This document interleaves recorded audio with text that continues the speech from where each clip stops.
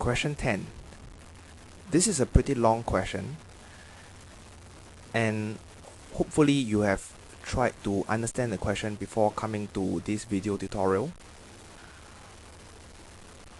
It would be very useful for us to draw a model over here and for us to use the model to understand the question.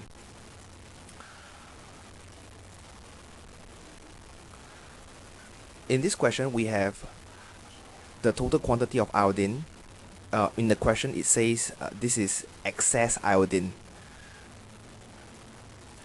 In the first part of the experiment, this iodine is reacted with ascorbic acid. So you will know that the gray part represents the iodine that has reacted with ascorbic acid.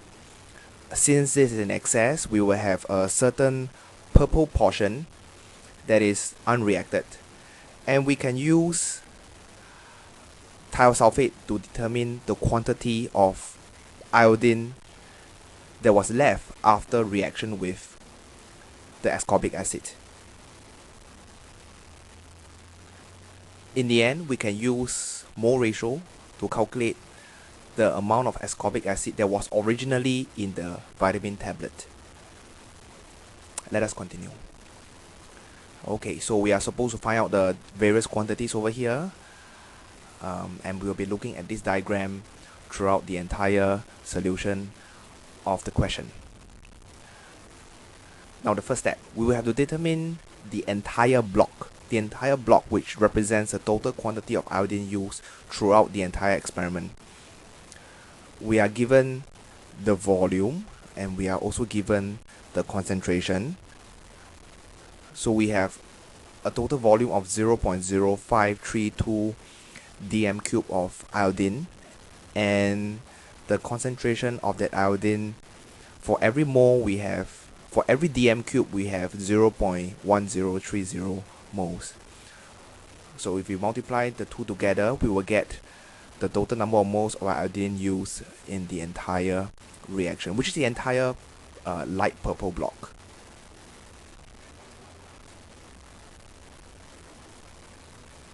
Okay, so I've written on the block. Now we have one quantity. Total quantity of iodine used is 0.00548. Now, next step would be to determine the quantity of iodine that has reacted with thiosulfate. So according to the equation, 1 mole of iodine reacts with 2 moles of sodium thiosulfate. So the total number of moles of thiosulfate that has reacted, we can determine that because we have the volume and we also have the concentration. So we take the volume multiplied by the concentration and we will get the total number of moles of thiosulfate that has reacted with the iodine. Now since iodine reacts with thiosulfate in 1:2 ratio, we can take 0.00318 divided by 2 and we will get the number of moles of iodine that reacted with the thiosulfate, 0.00159. So we have one more quantity now. Now looking at the diagram, can you now determine the amount of iodine that has reacted with the ascorbic acid? I hope so. This would be a simple subtraction.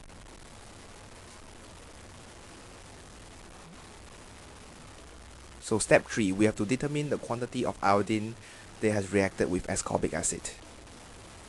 So the entire block of iodine is 0.00548, 0.00159 reacted with thiosulfate. So the amount that has reacted with ascorbic acid would be the difference between the two numbers. Okay, it would be 0.00389.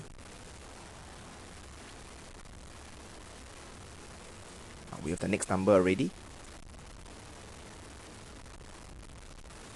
We are still not done. We still need to determine the quantity of ascorbic acid that has reacted with the iodine. Now we are given the equation, ascorbic acid C6H8O6 reacting with iodine in a 1:1 ratio. So if we know that 0.00389 of moles of iodine has reacted with ascorbic acid, we can determine the quantity of ascorbic acid that has reacted. Okay, since it's a 1:1 ratio, the number of moles of ascorbic acid that has reacted would be equals to the number of moles of iodine that has reacted. The last step would be to convert the number of moles into grams, because we are asked the amount of ascorbic acid to be reported in grams. So we take 0.00389 multiplied by the molar mass of ascorbic acid, 170.6 grams per mole, and we will get the mass of ascorbic acid to be 0.685 grams.